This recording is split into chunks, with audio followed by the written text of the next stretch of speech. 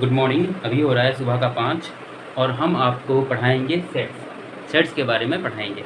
तो जब भी आपके दिमाग में सेट बोला जाता है तो आप क्या समझते हैं? जैसे कि आप समझ रहे होंगे कि बहुत सारा पेन वगैरह है, या फिर लेडीज़ हैं वो सोच रहे होंगे बहुत सारा चूड़ी का सेट्स है, मतलब ऐसे कुछ सोच रहे होंगे। तो आज हम आपको मैथमेटिक्स में सेट्स के बारे में पढ़ाएंगे। तो पहला बात ये है कि सेट्स की ज़रूरत क्यों पड़ी मैथमेटिक्स में? क्या आप बता सकते हैं कि सेट्स का इन्वेंट क्यों हुआ? क्यों ज़रूरत पड़ गया कि हम लोग मैथमेटिशियन को सेट्स के बारे में बनाना पड़ा? तो हम बताते हैं। अगर मान लीजिए कहीं पे कोई बिल्डिंग बनाना हो, ठीक है, तो सबसे पहले क्या चीज़ का ज़रूरत है बिल्डिंग के लिए? बता सकते हैं? पहले ज़मीन की ज़रूरत होती है कि पहले ज़मीन खरीदो तब ना उसके ऊपर बिल्डिंग बनाओगे। तो मैथमेटिक्स अगर बिल्डिंग है तो सेट्स जो होता है ना उसका ज़मीन होता है, ठीक है। तो यहीं से शुरू हुआ सेट्स की ज़रूरत मैथमेटिक्स में। तो अब हम आपको पढ़ाएंगे कि सेट्स क्या होता है। पहले डेफिनेशन से शुरू करेंगे। तो what is the meaning of sets? Definition क्या है? तो उसके लिए क्या हुआ ना, पहले मतलब कुछ कलेक्शन लिया गया, कुछ जैसे कि मान लीजिए मार्वल्स का मूवी है। आप सभी मूवी को एक साथ एक पेन ड्राइव में रखेंगे, ठीक है, तो वो कलेक्शन हुआ। या फिर मान लीजिए कुछ नेम वगैरह का कलेक्शन कर लिया, जैसे जनवरी, फरवरी, मार्च, अप्रैल, संडे, मंडे, ट्यूसडे, ये सब वगैरह को कलेक्ट कर लिया, ठीक है। आप ये सब ले आए। तो अब बात है कि इसको सेट बोला जाएगा या नहीं बोला जाएगा। तो तो इसके लिए हम देखेंगे, मान लीजिए अब मैं बोलूँगा जनवरी, फरवरी, मार्च, अप्रैल, मई, जून, जुलाई, संडे, मंडे, वेडनेसडे या ट्यूसडे, फ्राइडे, तो इसका क्या मतलब है? ये तो एक ईयर का नेम, मतलब मंथ का नेम है, ये डेज़ का नेम है। तो बस इसको कलेक्ट कर लेने से सेट थोड़ी ना बन जाएगा। तो इसके लिए क्या होगा ना, सेट ऐसे कहलाएगा कि collection of well defined objects. तो इसलिए यहाँ पे वेल डिफाइंड वर्ड का बहुत ज़्यादा इंपॉर्टेंस है। तो वेल डिफाइंड का मतलब क्या है? मतलब एक चीज़ को डिफाइन करता है। मान लीजिए मैं आपको बोला ये जो एक ईयर का जितना सारा मंथ है उसका नाम बोलिए, तो आप शुरू करेंगे जनवरी, फरवरी, मार्च, अप्रैल, मई, ऐसे शुरू करेंगे। या फिर मैं बोल दूंगा जो इंग्लिश अल्फ़ाबेट में कौन सा नंबर है, तब ए बी सी डी ऐसे शुरू करेंगे, ठीक है। वो एक वेल डिफाइंड चीज़ के बारे में बता रहा है कि ये collection of well defined objects है। तो हम शुरू करेंगे what is definition of sets. तो पहले डेफिनेशन क्या है सेट्स का? तो आप लिखेंगे कलेक्शन ऑफ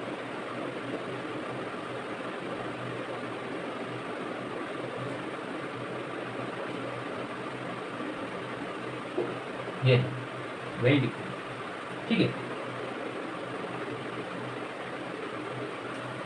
तो वेल डिफाइंड के बारे में आप सबसे पहले बोलेंगे कि ये इंपॉर्टेंट है, ठीक है। वेल डिफाइंड, इसको आप मार्क करिए। व्हाट इज वेल डिफाइंड, अभी हम इसके बारे में आपको बताएंगे। वेल डिफाइंड हम एक एग्जांपल लेंगे, ठीक है। तो एग्जांपल क्या है? एग्जांपल ये है, जैसे मैंने आपको बोला कि हम लेते हैं मंथ नेम ऑफ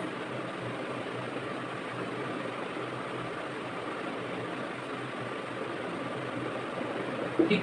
तो मैं यहाँ पे आपको लिखूँगा जनवरी, फरवरी, ठीक है। मैं जनवरी शॉर्ट में लिख रहा हूँ, जैन फेब, मार्च, अप्रैल,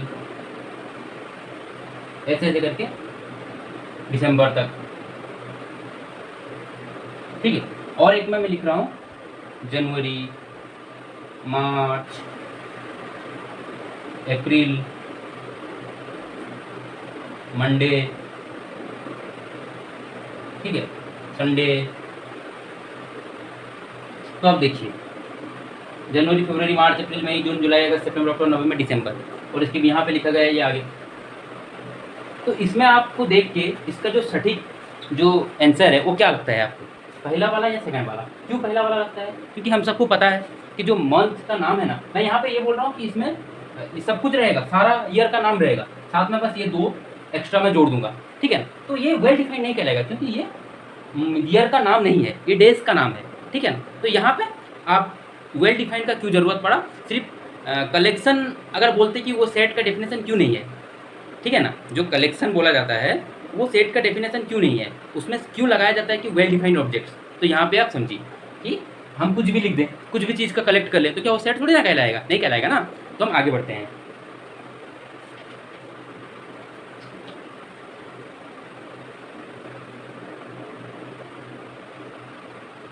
तो हम लिखेंगे एक सेट ए, मान लीजिए ए इक्वल टू 1 2 3 4 ऐसे मान लीजिए 100, ठीक है।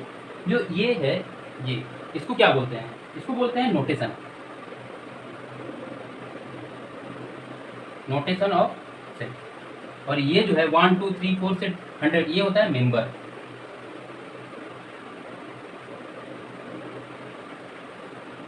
मेंबर ऑफ सेट्स या फिर एलिमेंट ऑफ सेट्स, कुछ भी बोलिए, ठीक है। तो ये फिर हम लिखेंगे और कुछ एग्जांपल लिखेंगे। और एग्जांपल लिख लीजिए कलेक्शन ऑफ इंग्लिश अल्फ़ाबेट्स, ठीक है। तो मैं उसको एक नाम देता हूँ ए, नोटेशन। तो यहाँ पे लिखूँगा A B C D E F G H I J K L,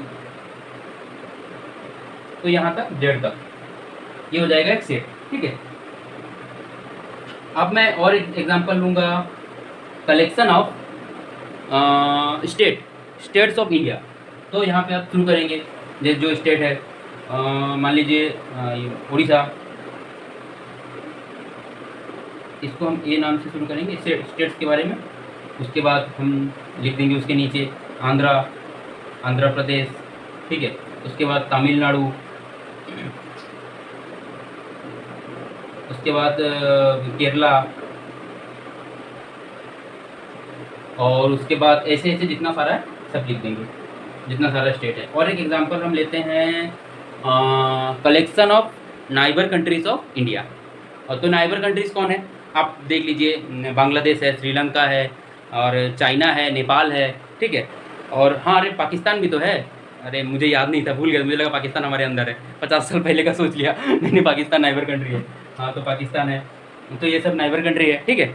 अरे बुरा मत मानना, गलती से बोल दिया। हाँ, और एग्जांपल लेंगे। अब आगे बढ़ते हैं, कुछ स्टैंडर्ड नोटेशन के बारे में पढ़ाते हैं, ठीक है। तो हम कुछ स्टैंडर्ड नोटेशन लेंगे।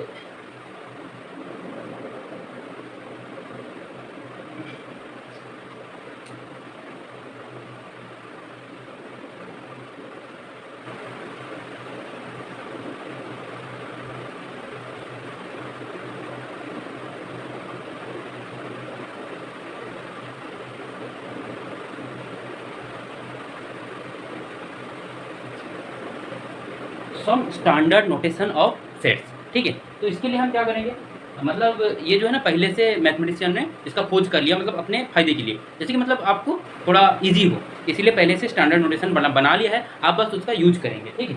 तो हम पहले शुरू करेंगे एन से। ये क्या है? Natural number. तो एन के अंदर कौन कौन आता है? 1 से शुरू होता है, 1 2 3 ऐसे ऐसे करके इन्फिनिटी तक रहता है, ठीक है। और उसके बाद आएगा डब्लू को होल नंबर बोलते हैं। तो होल नंबर में कौन है? 0 से शुरू होगा, 0 1 2 3, ठीक है। अब आएंगे जेड के पास। जेड को हम इंटीजर बोलते हैं, ठीक है, इंटीजर नंबर्स ऑफ सेट, ठीक है। तो इसके अंदर कौन आएगा? इसके अंदर ये आएंगे। तो जेड को हम 2 पार्ट में डिवाइड करेंगे, जेड माइनस, ठीक है, union 0 union Z plus, sorry 3 part में, ठीक है। तो जेड माइनस कौन है? जेड माइनस है, माइनस से शुरू होगा, माइनस इन्फिनिटी से इधर को -1 तक, ठीक है। और जेड प्लस कौन है? तो ये 1 से शुरू होगा, जो एन है, नेचुरल नंबर है, एन है, ठीक है, इसी को ही जेड प्लस बोलते हैं, ठीक है। तो ये 1 से शुरू होगा, 1 2 3 इधर, ठीक है। तो ये यूनियन 0 वो कहलाएगा जेड। तो जेड के अंदर कौन होगा? माइनस इन्फिनिटी से शुरू होगा, ये जाएगा -1 0 1 2 फिर इधर को इन्फिनिटी, ये जेड है, ठीक है। अब आएगा रेशनल नंबर क्यू, ठीक है। क्यू में कौन आएगा? p बाई क्यू टाइप का, जहाँ पे q not equal to 0 p q belongs to Z, ठीक है। ये आएगा रेशनल नंबर। तो ऐसे ही इरेशनल नंबर, q कंप्लीमेंट, ये होता है इरेशनल नंबर, जो q में नहीं है। जो रियल नंबर का सेट होता है उसमें से जो लोग q में नहीं होते हैं उसको q कंप्लीमेंट बोलते हैं, ठीक है। जैसे कि आप उसका जो होता है √2 √3 इस टाइप का सारा नंबर इसमें आते हैं, ठीक है। अब आएगा r। आर जो कौन होता है, रियल नंबर। इसमें आप साइड में लिख दीजिए, ये है नेचुरल नंबर सेट्स होल,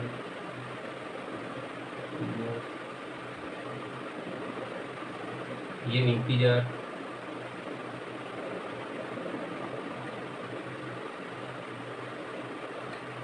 ठीक है, ये रेशनल नंबर सेट, ये इरेशनल,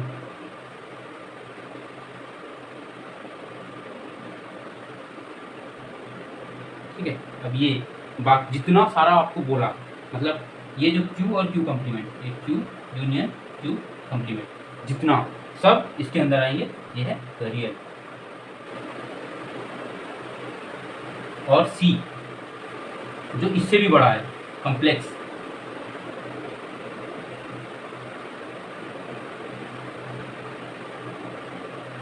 ठीक। ये है स्टैंडर्ड नोटेशन, इतना सारा, ये 1, ये 2, ये 3, ये 4, ये 5, ये 6, ये 7, इतना सारा स्टैंडर्ड नोटेशन है, ठीक है। फिर आगे बढ़ते हैं। अच्छा, आपको अगर मैं बोलूं, अगर मैं आपको पूछता हूं कि आप मुझे बताइए what is the difference between collection and set, बता सकते हैं? कलेक्शन और सेट, इसका डिफरेंस क्या है? इन दोनों में डिफरेंस क्या है, बता सकते हैं? कलेक्शन और सेट में डिफरेंट क्या है, बता सकते हैं आप? सोचिए थोड़ा, व्हाट इज डिफरेंट कलेक्शन और सेट? डिफरेंस ज़्यादा कुछ नहीं है, बस इतना है, जो सेट्स है ना वो सारा एक कलेक्शन है, लेकिन हर कलेक्शन सेट नहीं है। क्यों? जैसे मैंने पहले बताया था, जो वेल डिफाइंड कलेक्शन होता है ना वो सेट्स कहलाता है, समझ रहे हैं ना? तो सारा सेट्स कलेक्शन को आप सेट नहीं बोल सकते, पहले बता चुका हूँ, ठीक है। तो यही डिफरेंस है, ज़्यादा कुछ आप अगर सोच रहे हैं तो मत सोचिए, ठीक है।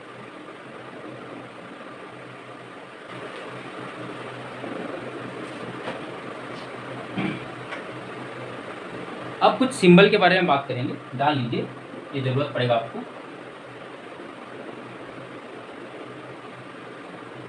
कुछ सिंबल है, जैसे कि ये, इसको बोलते हैं बिलोंग्स टू, मतलब ये एक रिश्ता बनाता है सेट, समझ रहे हैं? बिलोंग्स टू बोलते हैं। जैसे कि एग्जांपल देते हैं, और एक लिख लीजिए, ये होता है डज नॉट,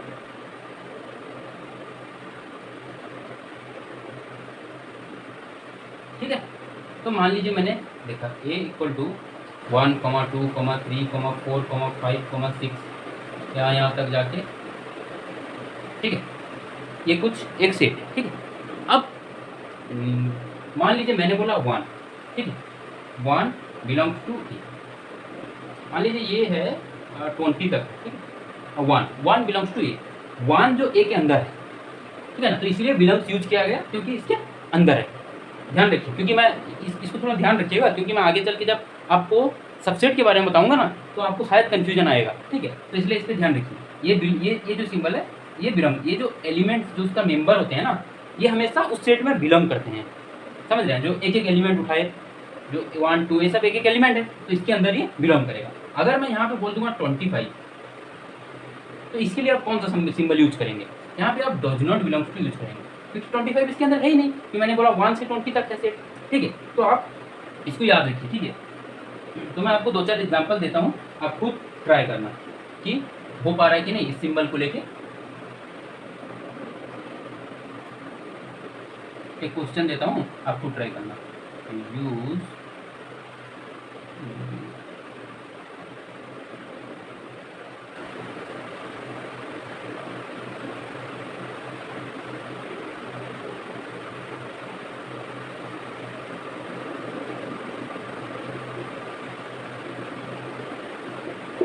ठीक है, मान लीजिए मैंने कोई सेट लिया, A equal to A B C D E F G H I, आपको ट्राई करना, ठीक है। अब मैं बोला फर्स्ट आई में ए डेस, ठीक है।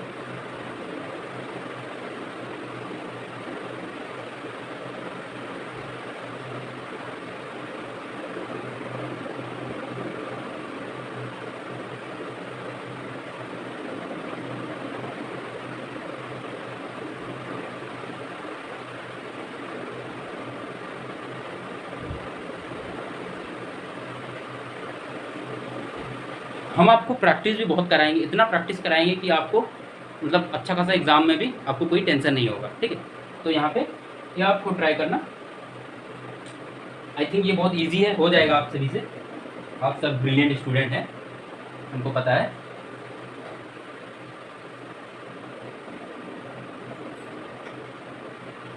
अब एक बढ़िया सा चीज़ बता रहा हूँ, थोड़ा सा आपको कन्फ्यूजन जो है ना और अच्छा क्लियर होगा, ठीक है। जो कलेक्शन और सेट्स के अंदर में कन्फ्यूजन है ना, और थोड़ा, तो एक है, मान लीजिए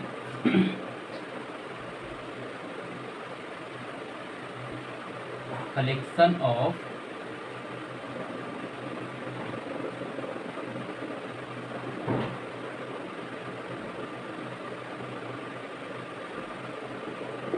of students in your class, दूसरा में है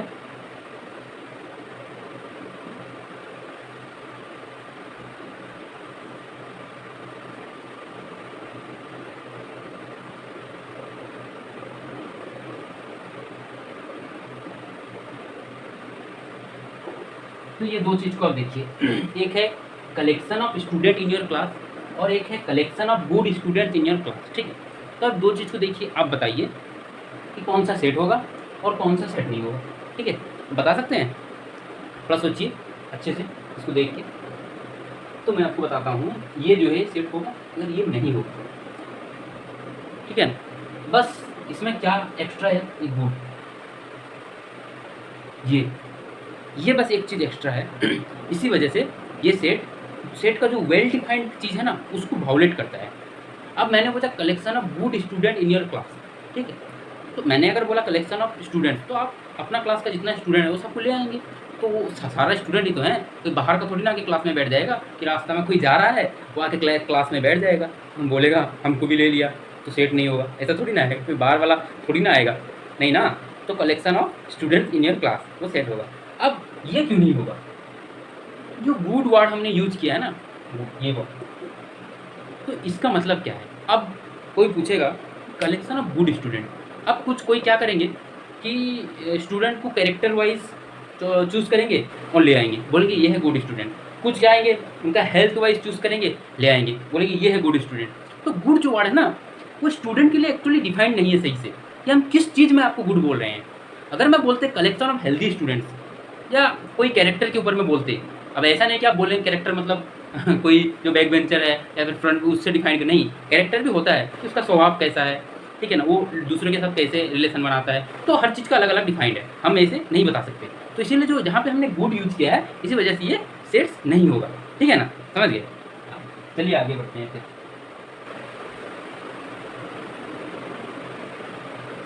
तो आगे बढ़ने से थोड़ा सा पानी पी लेते हैं। तो अब हम आपको कुछ एग्जाम्पल कराते हैं सेट्स का, मतलब हम पहले एग्जाम्पल लिखेंगे, मतलब क्वेश्चन मान लीजिए आपके लिए, बाद में हम डिस्कस करेंगे, लेकिन आप थोड़ा वीडियो पॉज करके हर क्वेश्चन के बारे में एक एक मिनट सोचना, ठीक है, कि ये सेट होगा या नहीं। तो पहला question, first,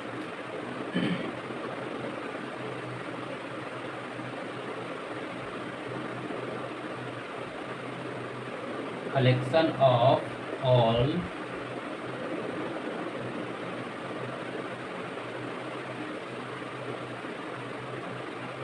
less than 50।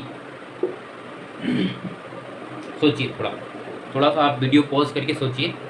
Collection of all natural numbers less than 50। तो आपको हमने बताया था इससे पहले नोटेशन में, जो नेचुरल नंबर n होता है ये 1 से शुरू होता है, ठीक है, 1 2 ऐसे जाता है। तो हमने बोला लेस देन 50, मतलब 1 2 से 49 तक। तो क्या एक सेट होगा? बिल्कुल होगा, एक सेट होगा, क्योंकि वेल डिफाइंड है। 50 से कम जितना सारा नेचुरल नंबर को हमने ले लिया है, ठीक है, तो ये होगा set.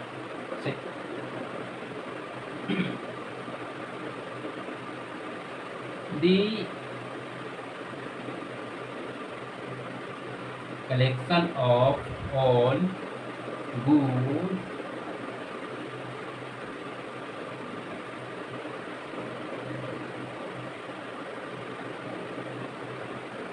All good cricket player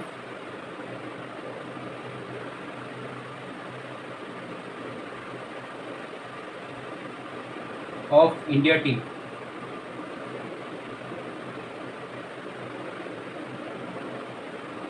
ठीक है, या फिर इन इंडिया टीम, तो बताइए collection of all good cricket players in India team, क्या ये सेट होगा? बता सकते हैं? अभी थोड़ी देर पहले इस बारे में हमने डिस्कस किया था, क्योंकि यहाँ पे गुड वर्ड यूज हुआ है, गुड क्रिकेट प्लेयर्स, उसका क्या मतलब है? तो आप कैसे कलेक्शन करेंगे प्लेयर्स को?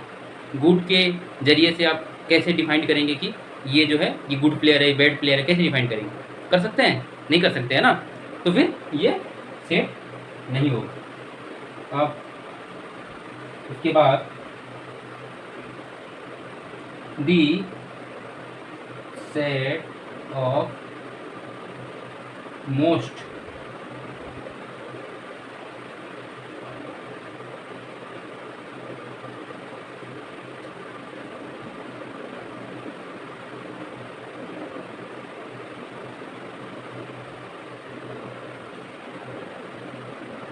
Collection of most talented writers in India, तो आप इसको बताइए ये सेट होगा? थोड़ा सा सोचिए, थोड़ा सा वीडियो पॉज करके सोचिए, हम आगे क्वेश्चन लिखते हैं।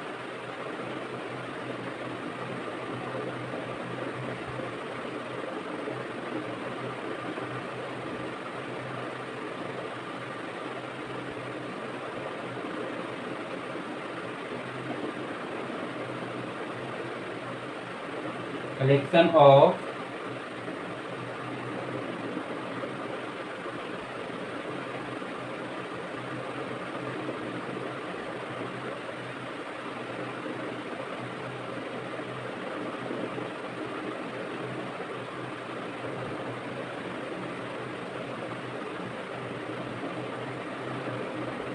तो ये है collection of all questions in this chapter, तो ये दोनों बताइए the set of most talented writers in India, ये सेट होगा? क्या सोचा आपने? होगा तो क्यों होगा, नहीं होगा तो क्यों नहीं होगा? तो आप बताइए कि ऐसा कौन सा स्पेसिफिक जो रीजन है जिसके लिए हम बोल पाएंगे कि ये राइटर टैलेंटेड है या ये टैलेंटेड नहीं है? क्या कुछ ऐसा है आपके पास स्पेसिफिकेशन? आप किसी को टैलेंटेड बोले या नॉट टैलेंटेड बोले राइटर्स के लिए? नहीं है ना, तो इसीलिए ये जो है कोई सेट नहीं होगा, क्योंकि यहाँ पे ये वर्ड यूज हो गया है मोस्ट, ठीक है, लेकिन ये होगा, ये होगा। तो उसके बाद तो ये है कलेक्शन ऑफ ऑल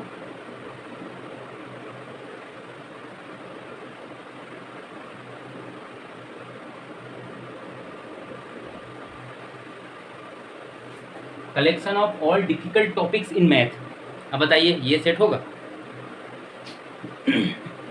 क्या होगा? सोचिए, नहीं होगा ना, क्यों नहीं होगा? अच्छा इसका वजह क्या है, क्यों नहीं होगा? डिफ़िकल्ट टॉपिक्स आप सबको पता है कि आपके लिए जो डिफ़िकल्ट होगा वो सबके लिए डिफ़िकल्ट नहीं होता है, ठीक है ना, तो इसीलिए यहाँ पे कोई वेल डिफाइंड नहीं होता है ना। हो सकता है आपके लिए ये टॉपिक डिफ़िकल्ट हो कि आपके फ्रेंड के लिए नहीं हो सकता है कोई स्टूडेंट होंगे जिनके लिए कोई भी टॉपिक डिफ़िकल्ट ना हो, ठीक है ना, तो इसलिए यहाँ पे आप कोई डिफाइन नहीं कर सकते ना कोई टॉपिक को कि ये डिफ़िकल्ट है या नहीं है, ठीक है ना, तो इसीलिए ये भी सेट नहीं होगा, ठीक है।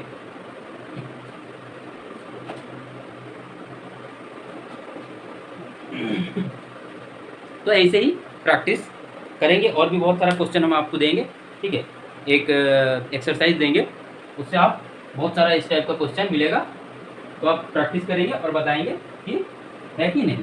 बहुत प्रैक्टिस करना है, और आपको अगर किसी को भी लग रहा होगा कि मैथ टफ है या कुछ है तो ऐसा नहीं है, ठीक है, प्रैक्टिस करिए, हो जाएगा। बिना प्रैक्टिस से आज तक कुछ नहीं हुआ है, ठीक है, प्रैक्टिस से हो जाएगा। इसीलिए किसने बोला है, किसने ऐसा बोला है, मतलब अगर आप जब तक प्रैक्टिस नहीं करते हैं तो आप तब तक अपना गलती नहीं समझ पाएंगे, ठीक है ना, इसीलिए प्रैक्टिस मोस्ट इम्पोर्टेंट। मैथमेटिक्स में खास करके सभी चीज़ में प्रैक्टिस चाहिए, लेकिन मैथमेटिक्स जो चीज़ है ना उसको बार बार प्रैक्टिस करना पड़ेगा। अगर आपको लगता है कोई स्टूडेंट जल्दी समझ जाते हैं, कोई लेट में समझते हैं, ठीक है ना, तो उनके लिए प्रैक्टिस जरूरी है जो लेट में समझता है। तो हम डिस्क्रिप्शन ऑफ सेट्स पढ़ेंगे, ठीक है,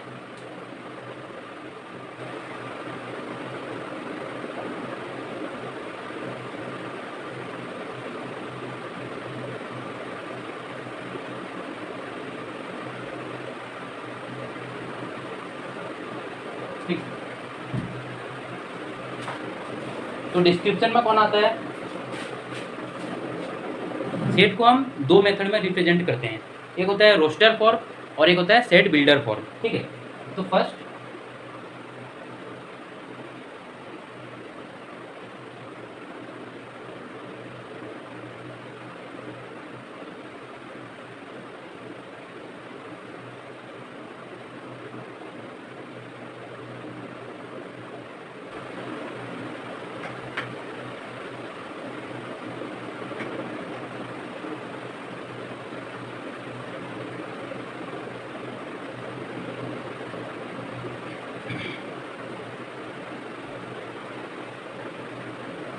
तो जो पूरा सेट है ना, इसी में मेन यही है, roster form set builder form. हम सेट को रोस्टर फॉर्म में लिखेंगे, उसको सेट बिल्डर करेंगे, फिर सेट बिल्डर में लिखेंगे, फिर उसको रोस्टर करेंगे, तो इसी में ही घूरता रहेगा सेट। ठीक है, अभी जो हम आगे पढ़ाएंगे इसी में ही रोस्टर सेट बिल्डर रोस्टर यही चलेगा। ठीक है, तो हम आपको यहीं से शुरू करेंगे, नेक्स्ट क्लास में यहीं से शुरू करेंगे आपके लिए। ठीक है, तो ये पहला क्लास है इसलिए छोटा क्लास लेंगे, बाकी इसके बाद जितना क्लास होगा थोड़ा बड़ा बड़ा होगा।